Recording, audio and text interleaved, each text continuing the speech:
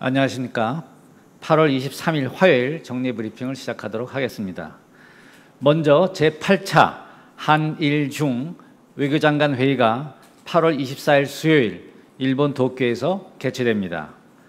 작년 3월 서울에서 개최된 이후 약 1년 반 만에 개최되는 이번 회의에서 3국 외교장관들은 그간의 3국 협력 현황을 평가하고 향후 3국 협력 발전 방향 및 주요 지역 그리고 국제 정세 등 공통 관심사에 대해 심도 있는 의견을 교환할 예정입니다. 정부는 이번 3국 외교장관 회의가 작년 11월 우리 주도로 복원된 3국 협력 체제를 공고히 하고 동북아 영내 양자 관계 개선에도 기여할 것으로 기대합니다. 한편 북한 재처리 관련 IAEA 사무총장 보고서에 대한 어제 발표된 외교부 대변인 논평입니다. 정부는 국제원자력기구가 사무총장 보고서를 통해 금년 중 북한의 재처리 시설 가동 징후가 있었으며 재처리 및 농축 우라륨 시설 관련 활동을 포함한 북한의 핵 활동이 안보리 결의 위반으로서 이에 대해 깊은 유감을 표명한 사실에 주목한다.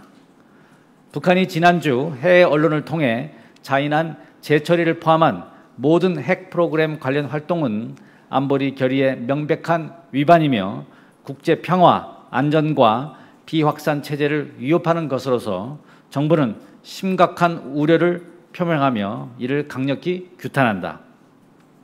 북한은 국제사회가 어떠한 경우에도 북한의 핵 보유를 결코 용인하지 않을 것임을 분명히 깨달아 핵 개발을 즉각 중단하고 진정한 비핵화에 나설 것을 강력히 촉구한다.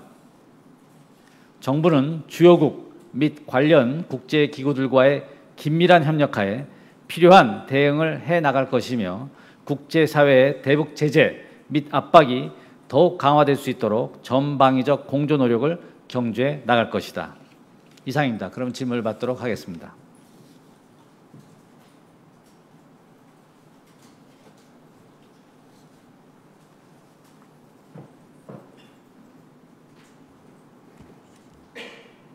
네, 저 연합뉴스 김효정입니다. 네.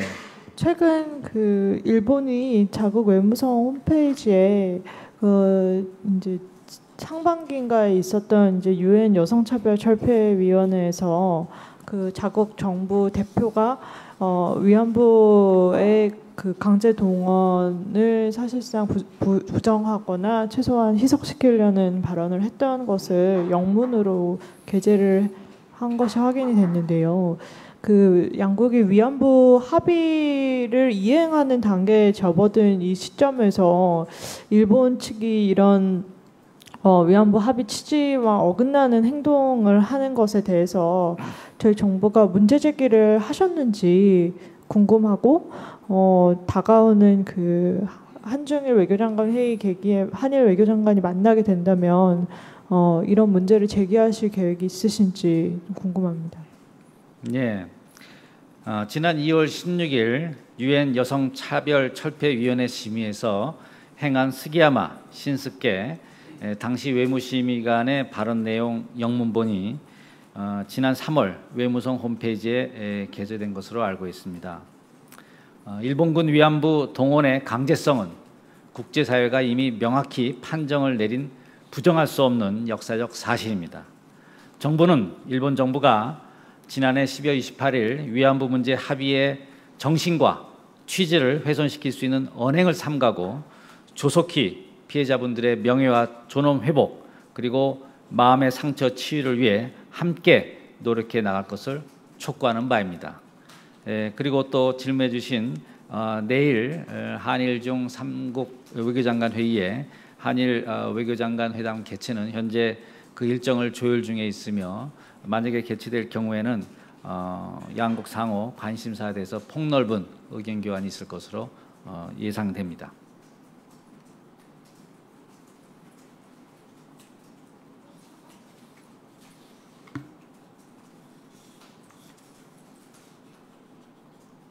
예. KBS 유광석입니다. 3국 외교장관 회의를 통해서 어쨌든 우리나라는 그 대북 압박 공조 체제를 지속적으로 공고화하는 데 큰 목표가 있을 것 같은데요. 때마침 이제 IAEA가 그 사무총장 보고서를 통해서 북한의 최근 그 핵물질 재처리 과정을 주시하고 있다라는 보고서를 내렸는데, 이번 회의를 통해서 이 보고서와 관련된 내용을 지렛대로 삼아서 좀 어떤 유의미한 좀 압박이라고 해야 되나요? 좀 외교적 노력을 좀 기울일 수 있을 것 같은데, 좀 뭐 전략 같은 게 있으면 좀 말씀해 주십시오. 네, 두 가지로 말씀을 드리겠습니다. 먼저 언론에 보도된 미국 정책연구기관 ISIS 그 보고서에 대해서 말씀드리면, 북한이 플루토늄 추가 확보를 위해서 재처리를 추구해 온 것은 잘 알려진 사실입니다. 우리 정부는 이에 대해서 심각한 우려를 갖고 있고, 미국 등 관련국 그리고 국제기구와의 긴밀한 공조하에 관련 동향을 예의주시 중에 있습니다.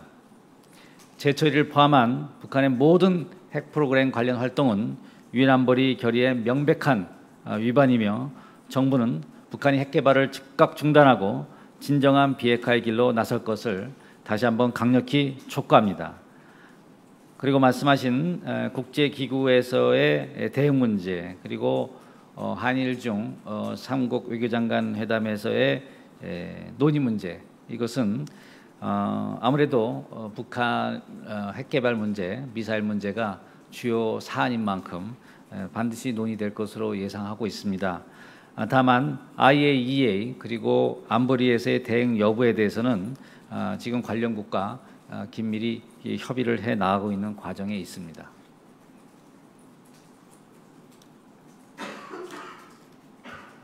그 방금 말씀하신 안보리에서의 대응 여부를 관련국과 협의해 나가는 과정에 있다라고 하신 거는 아직 안보리의 대응을 정식으로 요청하진 않으셨다는 말씀으로 이해해도 될까요? 네, 그런 방안을 포함해서 관련국들과 협의를 진행 중에 있습니다. 네. 예, 동아일보 조승호입니다. 지금 사드 배치의 대체 부진 문제로 국내 논란이 시끄러운데요. 이미 7월에 우리가 공식 발표를 하면서 한미 합의 결과로 이제 특정 지역이 발표가 되었지 않습니까? 그래서 만약 대체 부지를 선정하게 된다면 미국과의 협의를 다시 하지 않을 수 없을 것 같은데요. 외교부는 현재 어떻게 이 문제에 관여를 하고 계신가요? 네, 그것은 아무래도 구체사항은 국방부에 문의하시는 게 좋으실 것 같고, NSC를 중심으로 관련 논의가 진행 중인 것으로 알고 있습니다.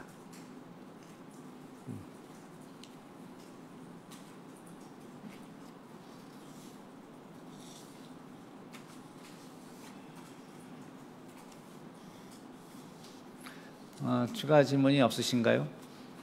여러분 참고로 이번 그 한일 중 3국 외교장관 회의에서는 공동 언론 발표문은 채택하지 않을 예정이고, 내일 24일 수요일 3국 외교장관 회의 직후 개최 예정인 공동 기자회견에서 각 외교장관께서 발언을 하실 예정입니다. 예, 감사합니다. 오늘 브리핑. 예. 그 방금 말씀하신 공동 언론 발표문 채택하지 않을 예정이라고 하신 거에 대해서 질문을 좀 드리겠습니다. 그 작년 서울 회의에서는 삼국 외교장관이 발표문을 채택을 했던 것으로 알고 있는데요. 올해는 상황이 바뀐 이유가 무엇인지 추가적으로 설명을 좀 해주시면 감사합니다. 네, 지금 채택하지 않을 예정인 것으로 지금 저희가 파악을 하고 있고, 그 구체적인 그 이유에 대해서 제가 이 자리에서 말씀드리기는 적절치 않지만, 다만 이 외교장관 회의가 촉박한 일정으로 개최되는 관계로 그런 공동 언론 발표문에 대한 충분한 협의가 진행되지 않은 것으로 예상하고 있습니다. 예. 그 지금 말씀하신 부분이 뭐 예를 들어서 한중 외교장관 회의에서 논의될 가능성이 높은 사드라든가 한일 외교장관 회의에서 논의될 가능성이 높은 위안부 문제라든가 중일 외교장관 회의에서 논의될 남중국해 문제라든가 이런 것들에 대한 이견이 예상되기 때문에 이미 그 어떤 공동 언론 발표문을 채택하지 않는 걸로 방침을 정한 건 아닌가요? 그런 것은 아니고요. 제가 말씀드렸듯이 촉박한 일정 때문에 그렇게 된 것으로 알고 있습니다. 네. 감사합니다. 오늘 브리핑 여기서 마치도록 하겠습니다.